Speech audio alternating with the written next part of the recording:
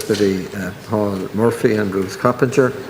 It's the emergency inspection of Dublin Zoo Bill 2025, first stage. Deputy Murphy. Thanks very much. I'm moving this bill for an emergency inspection of Dublin Zoo in an effort to highlight a range of very serious issues at the zoo. None of them have been properly investigated, despite repeated attempts by concerned workers at the zoo to bring these issues to the attention, first of all, of management and HR, and then to the charity regulator, the NPWS, and even the Gardaí. When journalists have asked questions about this, they've been met with legal letters. One journalist received no fewer than 11 legal letters, including a letter sent to their entire workplace. The issues include very serious animal welfare issues, culminating in the deaths of numerous animals and the disappearance of whole species from the zoo. There are credible allegations of harassment, including sexual harassment of zoo workers by managers. There are financial irregularities, of which I now have documentary proof, including the misallocation of funds raised in a Save Dublin Zoo appeal during COVID to build an extension to the zoo director's house. To cap it all, there was a lack of concern and a total lack of proper oversight by the state over any of this. This is not some faceless bureaucratic organisation. It's a national institution loved by generations of children and their families who go there believing that the animals they see are being well cared for, and that by going to the zoo they are contributing to the conservation of endangered species around the world. It gives me no pleasure to say that for some of these animals this is far from the truth. Over the last few years, I've spoken on multiple occasions to zoo workers who are outraged at the neglect and mistreatment of animals at the zoo.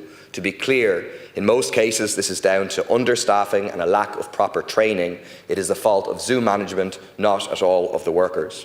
A recent example is the deaths of all the African wild dogs, an endangered species about whom welfare concerns were raised 3 years ago by NPWS inspectors and by myself in this House.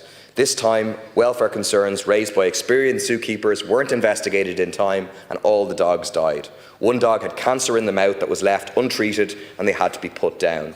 Before it died, it got no medication or medical intervention. Another was pregnant and became very swollen. Her lungs and heart became filled with fluid. She never recovered after being administered an anaesthetic and died. That species is now gone from the zoo. The same thing happened with the wolves, who were all put down after a health check. That's 2 whole species gone from the zoo.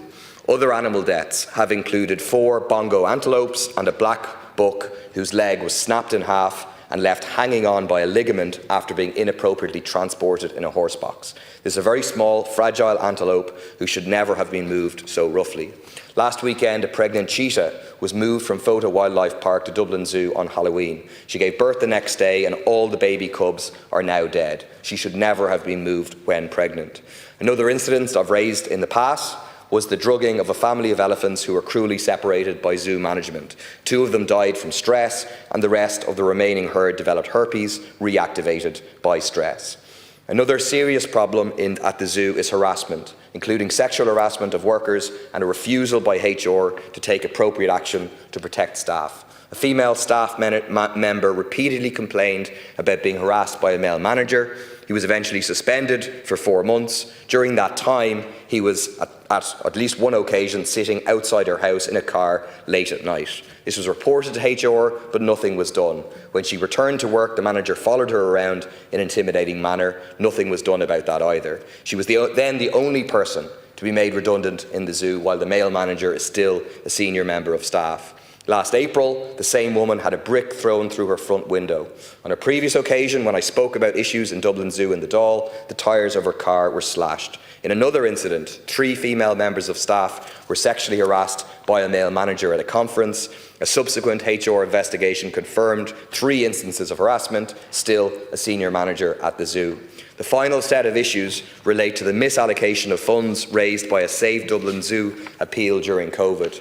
An investigation by the charity regulator found that some of those funds were used to build an extension to the then zoo director's house.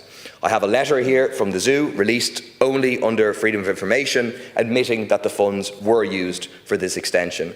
I also have an email from the charity regulator stating that they would not publish the COVID funds investigation because, quote, the publication of this information could be detrimental to the zoo's reputation. Even if they did their job properly, The charity regulator's remit is limited and does not extend to animal welfare. An entirely new system of independent oversight is urgently needed. I hope that this bill can be the first step in developing that. Thank you, Deputy Murphy. Is the bill being opposed? Not being opposed.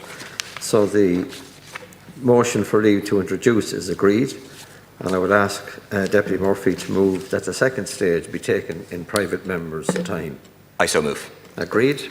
Agreed. So